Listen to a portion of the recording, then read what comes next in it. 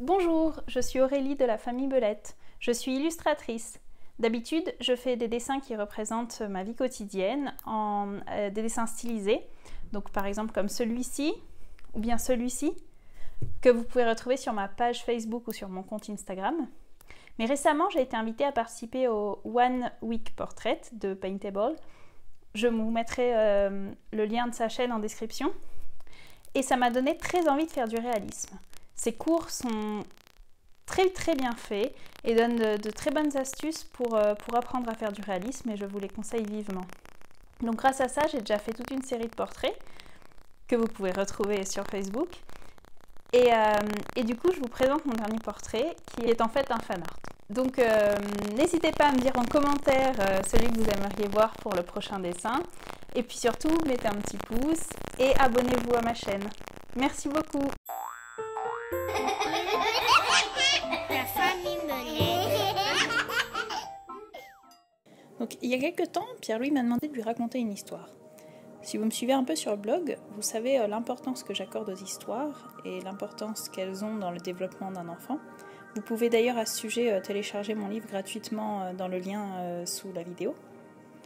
Et donc du coup, j'ai pris l'habitude de leur raconter régulièrement des histoires à mes enfants. Et puis j'aime surtout leur raconter des histoires qui m'ont particulièrement touchée quand moi-même j'étais enfant. Quand Pierre-Louis m'a demandé de lui raconter une nouvelle histoire, j'ai alors pensé à Princesse Sarah. Pour ceux qui ne connaissent pas, Princesse Sarah, c'est un animé japonais qui est sorti en 1985 et qui passait à la télé quand j'étais petite, vers 7-8 ans. Donc ce dessin animé est inspiré d'un roman anglais et qui raconte l'histoire d'une petite fille, donc nommée Sarah, et ça se passe au 19e siècle à Londres.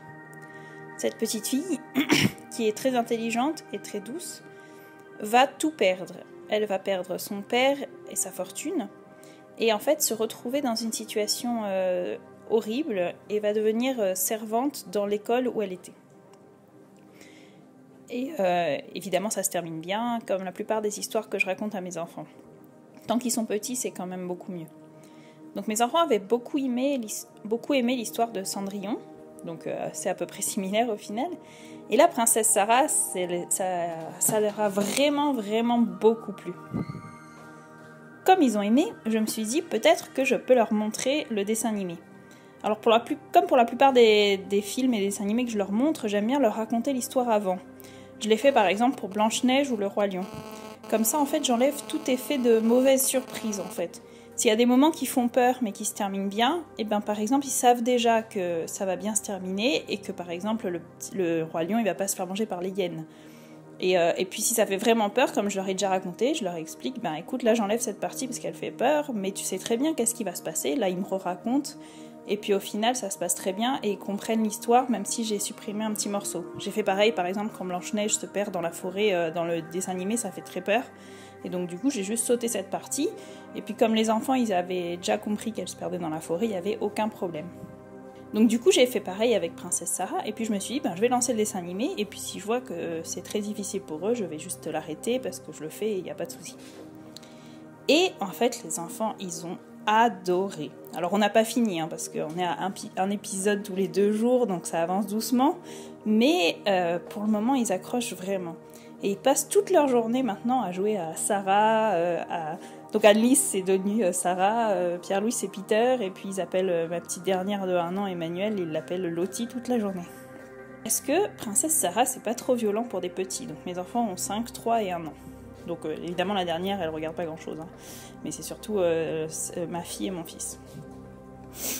Déjà, ce que je veux dire, c'est que c'est de l'animation japonaise des années 80, donc il y a peu d'images. C'est pas les animés actuels avec des piou-piou partout, des gens qui sautent partout, des images qui défilent super vite avec des couleurs super vives qui font mal aux yeux, là.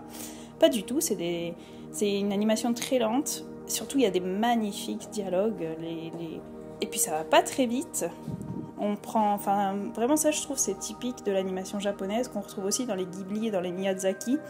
C'est qu'en fait, le réalisateur prend le temps de montrer des petits gestes quotidiens. Par exemple, Princesse Sarah, quand elle prend le seau, elle prend vraiment le temps de prendre son seau, de mettre sa serpillière dedans, de le porter. Et c'est pas juste, elle prend le seau et on passe à autre chose. Et ça, je trouve ça très intéressant. Et puis, on retrouve quasiment pas de violence physique, donc il n'y a pas de combat, il n'y a pas de gens qui sont tués, ou en tout cas le papa de Sarah qui meurt, il n'est pas montré à l'écran, donc on apprend qu'il meurt parce que quelqu'un lui annonce, mais c'est tout. Il n'y a pas vraiment de course-poursuite, de choses qui peuvent faire mal à la tête en fait, surtout des petits dont les images défilent trop vite pour leur cerveau. Par contre, il y a beaucoup de violence psychologique et d'injustice. Alors, est-ce qu'on peut montrer ça à des petits?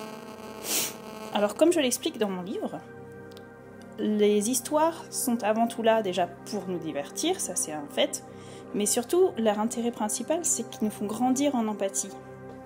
Et je le vois bien avec Pierre-Louis, qui n'a que 5 ans, en fait, il comprend et il ressent vraiment ce que vit Sarah. Donc pour ça, je suis contente de lui avoir raconté avant, parce que du coup, il sait que ça se terminera bien, ce qui fait que du coup, il ne le vit pas de manière trop forte non plus. Mais par contre, il ressent vraiment l'injustice, il a envie qu'elle se révolte, et je trouve ça très beau d'encourager justement ces bons sentiments. Et puis, Sarah, c'est vraiment un modèle de bonne conduite, on va dire ça comme ça. Donc c'est une fille qui est très douce, très gentille, très intelligente, et qui est vraiment, c'est la fille parfaite, elle fait tout parfaitement bien. Et c'est fou comment ça a un impact positif sur mes enfants, ce dessin animé. Alors, attention, hein, je dis pas qu'il faut raconter une histoire pour que ce soit positif sur les enfants. D'ailleurs, je l'explique bien dans mon livre, c'est pas du tout le but d'une histoire. Et d'ailleurs, ça peut avoir un effet négatif si on raconte une histoire pour que les enfants se comportent mieux. Ça marche rarement d'ailleurs. Par contre, là, le fait de leur proposer un beau modèle avec une belle âme, en fait, mais ça fait que les enfants, ils aiment vraiment cette petite Sarah. Et c'est impressionnant. Et puis, comme ce dessin animé est sorti d'un roman, il est très profond, en fait. On va vraiment dans la profondeur des sentiments de chacun. Et ça, c'est très beau. Et d'ailleurs, c'est Lewis Carroll qui disait, dont j'ai pas retrouvé la citation exacte, mais en gros, il disait qu'une histoire pour enfants qui ne plaît pas aux adultes n'est pas une bonne histoire pour enfants.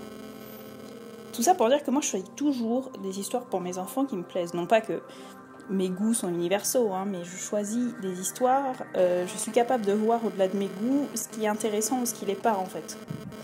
Et des histoires où il se passe pas grand-chose, qui emmènent pas très loin l'enfant, je vois pas l'intérêt de leur montrer, en fait. Autant qu'ils fassent autre chose et qu'ils construisent un truc en capla, qu'ils perdent pas leur temps avec une histoire qui leur apprend pas des beaux sentiments à être humain, en fait, tout simplement.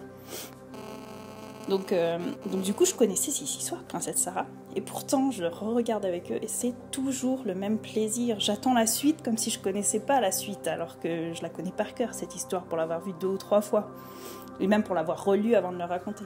Puis ce qui est drôle, c'est que mon mari, il connaissait pas du tout. En fait, il entend la vidéo pendant la journée, parce que pendant le confinement, il est avec nous.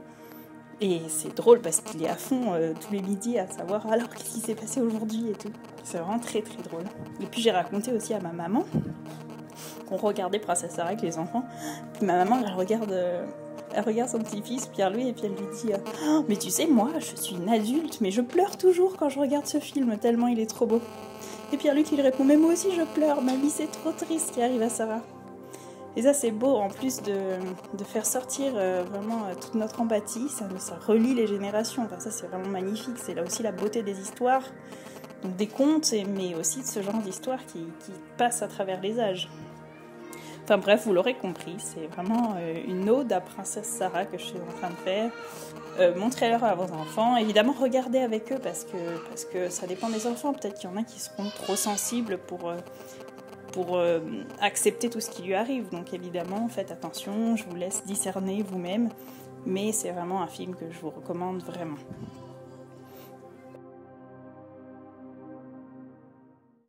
J'espère que le visionnage vous a plu. Je vous ai pas mis la fin parce que j'avais déjà plus de 20 000 images dans mon timelapse et mon ordinateur souffrait un peu.